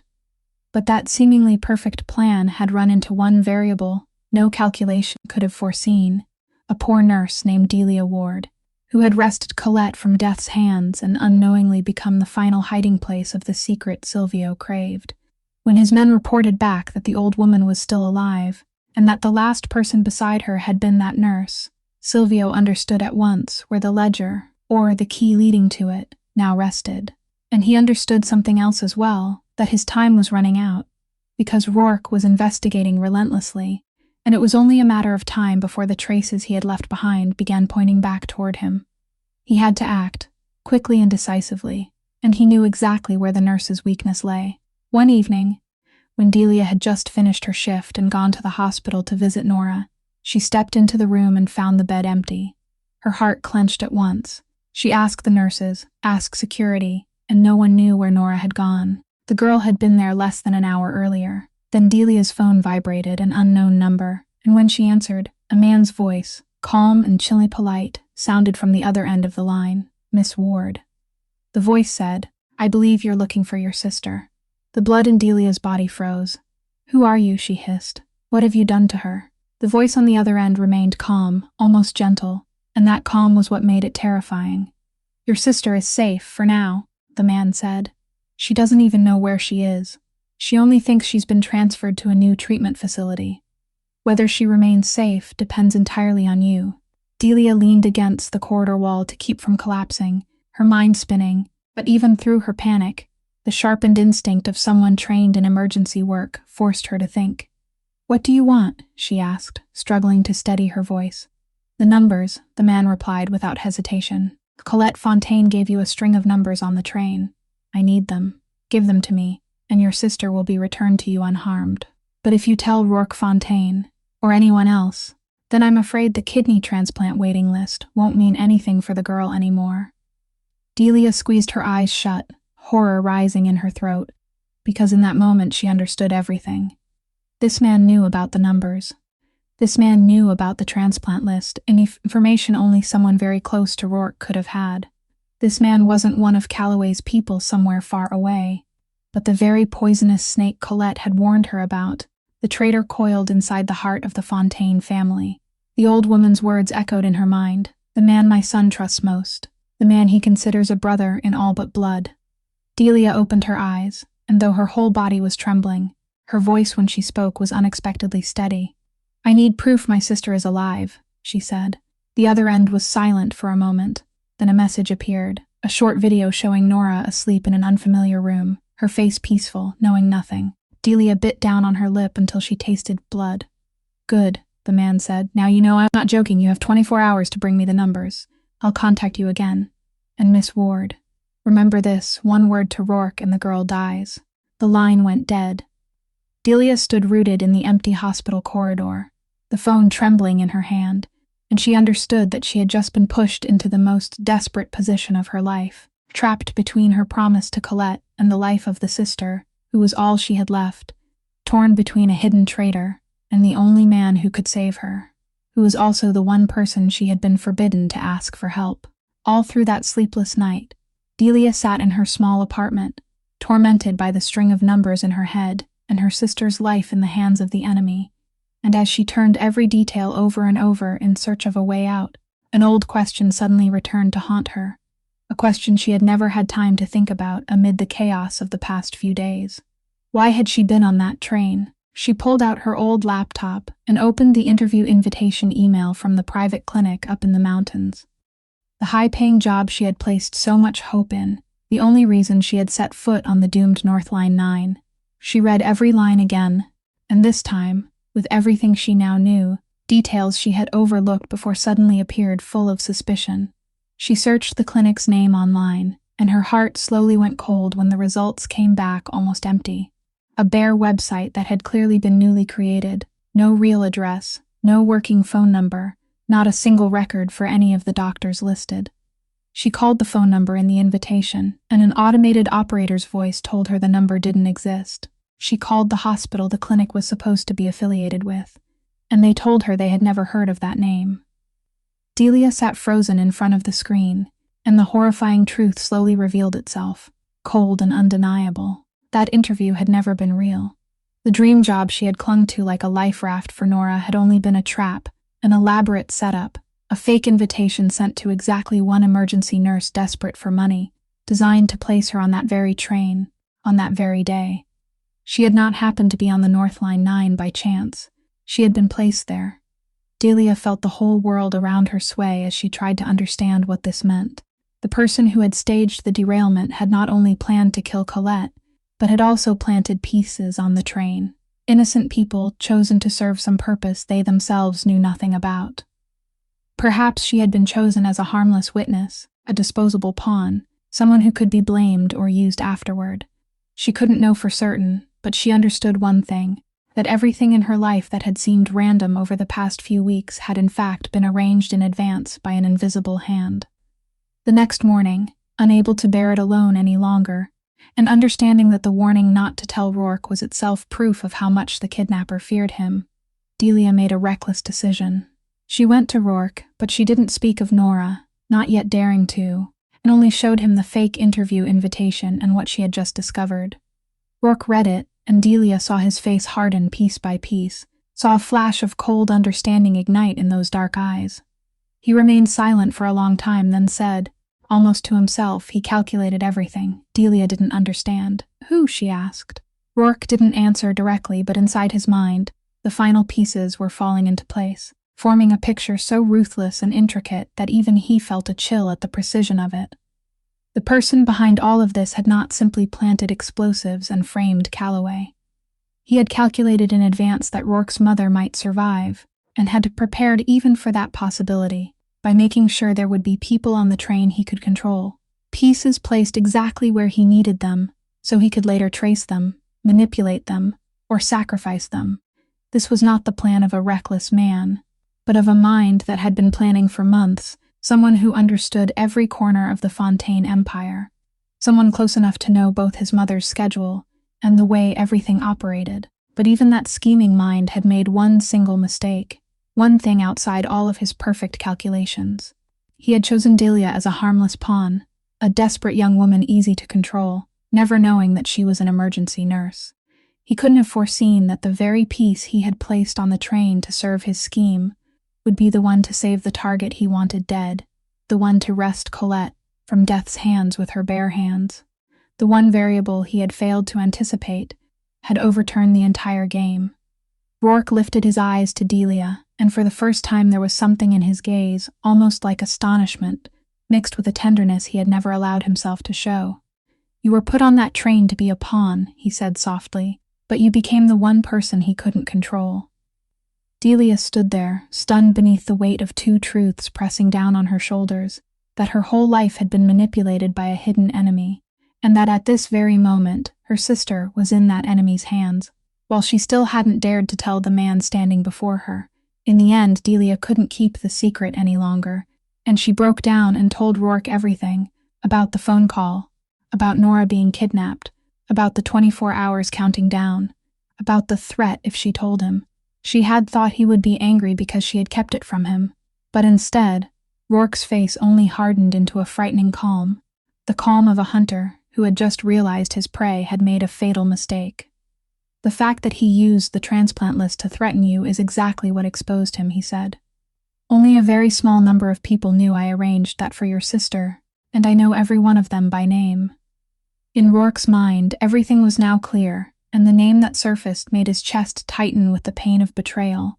Silvio, the brother in all but blood whom he had trusted for more than 20 years, the man who had attended his father's funeral, the man who had sat at his mother's table through so many holidays.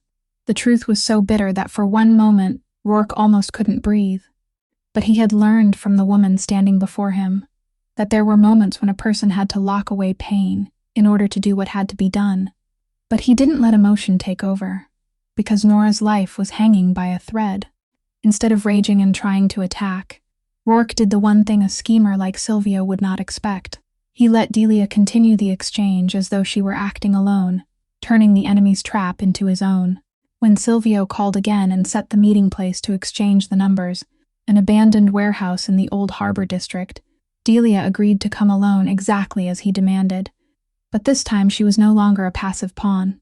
Rourke had his men secretly surround the area from a distance, and more importantly, he and Delia had made a plan together in which her medical knowledge itself would become the weapon. Delia stepped into the dark warehouse, the smell of machine oil and damp seawater rising thickly around her, each footstep echoing coldly across the cracked concrete floor, her heart pounding but her mind terrifyingly clear, and she saw Nora tied to a chair in the middle of the dim pool of light, the girl's face pale, and at once Delia's trained eye read what no one else noticed.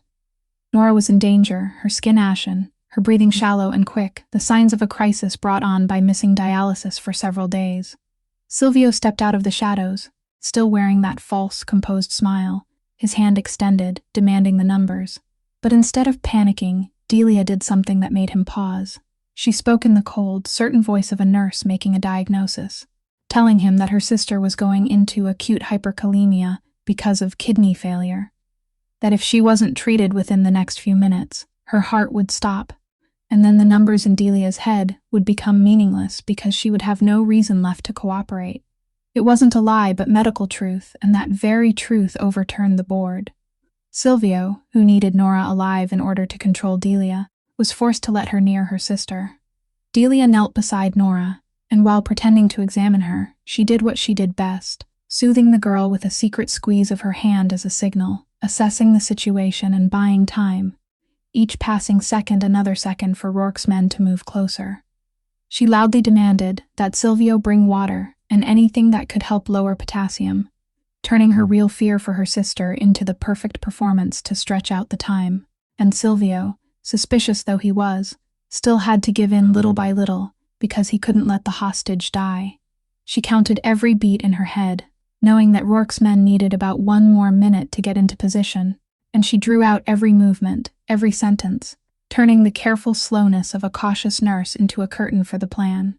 At the tensest moment, when Silvio began to grow impatient and realized something was wrong, when his hand started moving toward the gun tucked at his back, Delia gave the signal they had agreed on. She flung the bottle of water into his face and threw her whole body over Nora to shield her. And at the same time, Rourke's men stormed in from every side. A gunshot cracked through the warehouse space.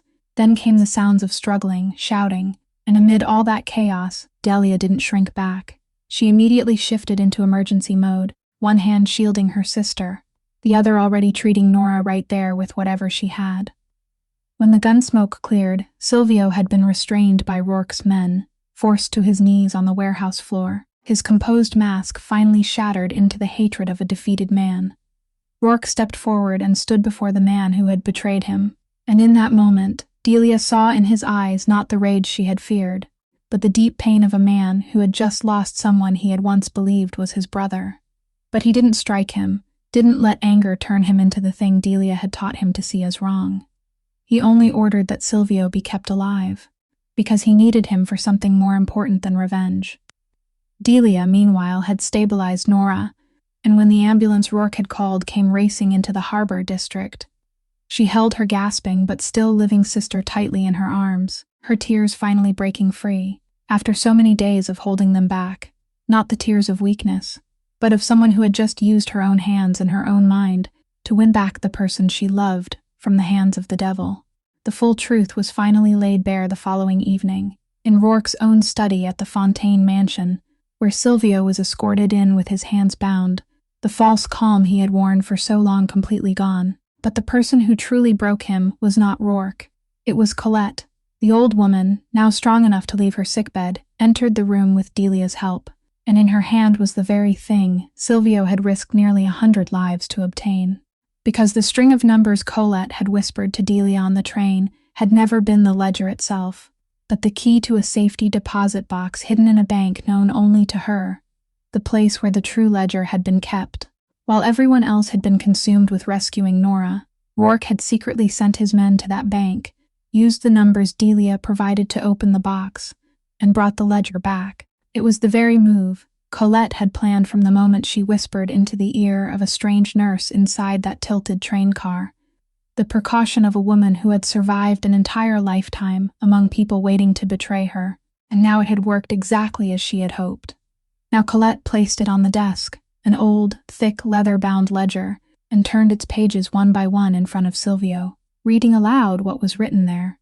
It contained not only the family's transactions, but also the evidence she had quietly gathered over the years against Silvio himself, the money he had embezzled, the secret meetings he had held behind Rourke's back, the ties he had built with their rivals, and most important of all, the financial trails linking him to the man who had planted the explosives on the Ironcrest rails, as well as the way he had arranged for all blame to fall on the Calloways in order to ignite a war from which he intended to rise and seize power.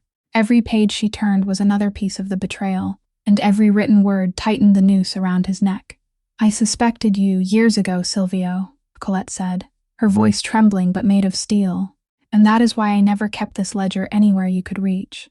That is why, when the train derailed, I knew at once it was you.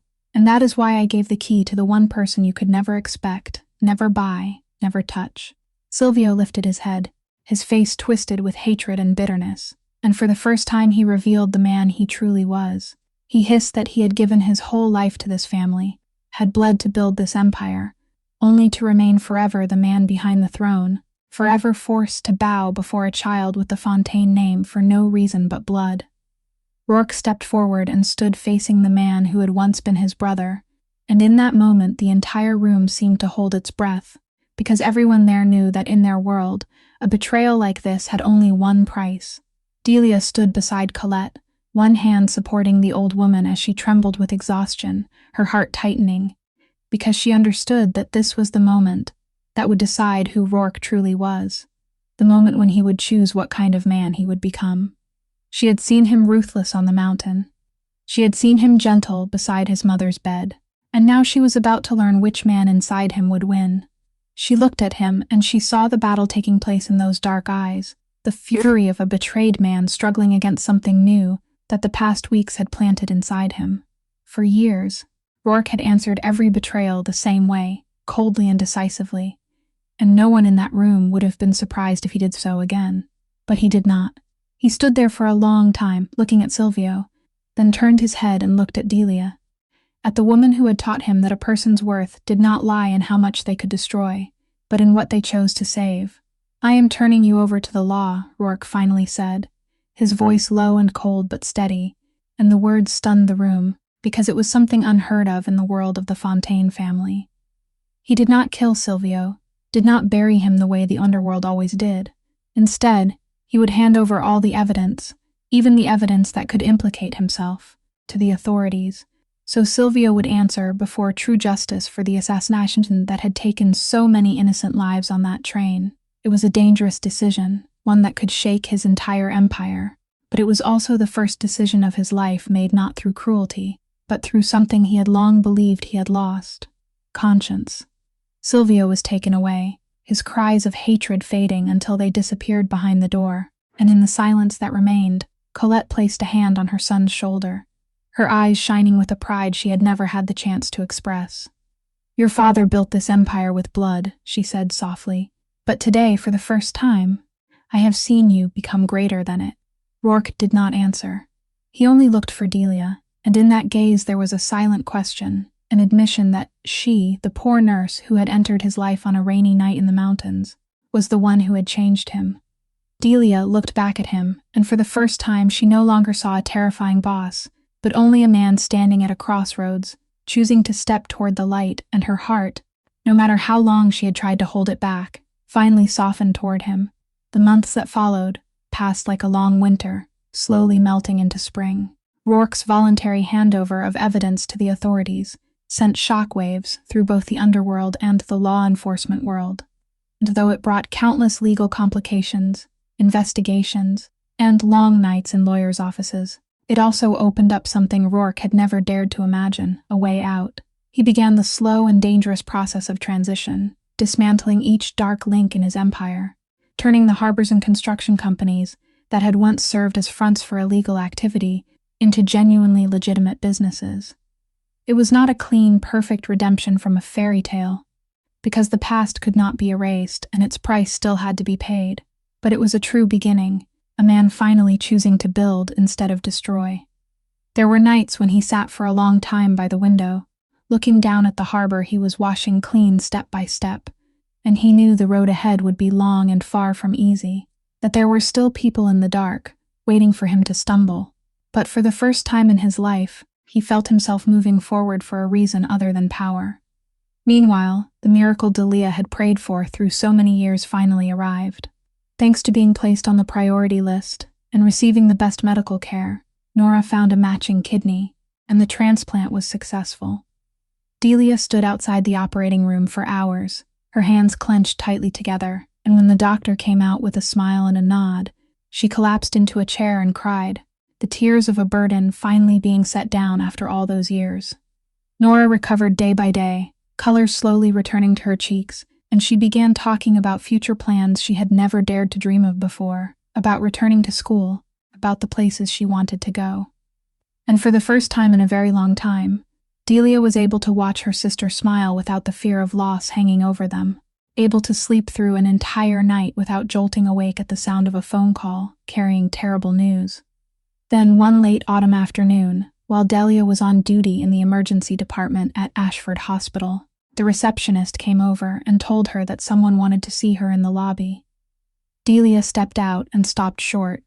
A whole group of people was waiting there, faces she recognized instantly, even though many months had passed. Garrett, the former firefighter with the warm smile. Bethany, the student who now looked more composed and grown, the man whose leg had once been trapped beneath the row of seats, now able to walk again. The elderly woman who had dislocated her shoulder. And among them, holding his father's hand, was Toby. The boy had grown a little taller, his face no longer streaked with mud and tears, as it had been on that terrible night, but bright and healthy.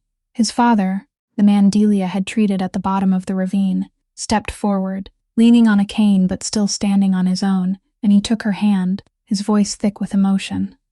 "I don't remember much about that night," he said, "but I remember one thing.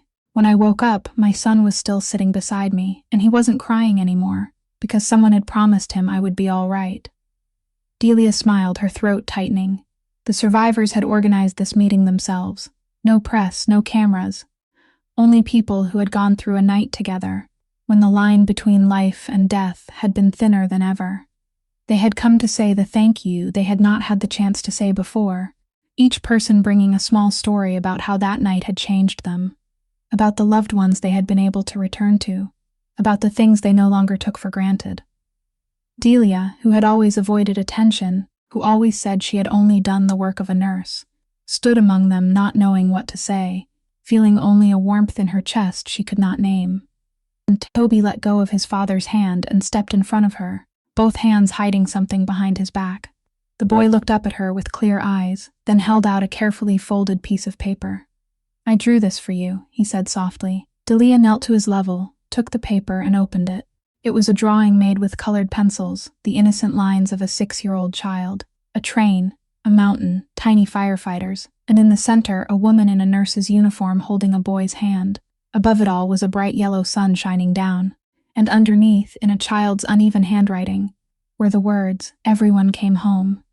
Delia looked at the drawing, and she couldn't speak. Through all her years as a nurse, through all the night shifts, through all the lives that had passed through her hands, she had learned to keep her heart steady, had learned not to let emotion carry her away. But standing there, holding the drawing of a child had promised to come back for, and for whom she had kept that promise, she felt all those walls fall apart, and tears were running down her cheeks before she knew it.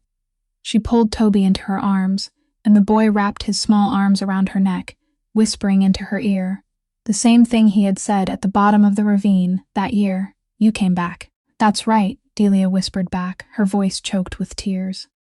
"I promised." Standing silently in the corner of the lobby, not wanting to break that moment, Rourke watched her, and in his eyes was something very much like admiration, and also a gentle happiness he himself had never known he could feel, as he looked at the woman who had saved not only his mother, but also a part of himself he had thought had died long ago.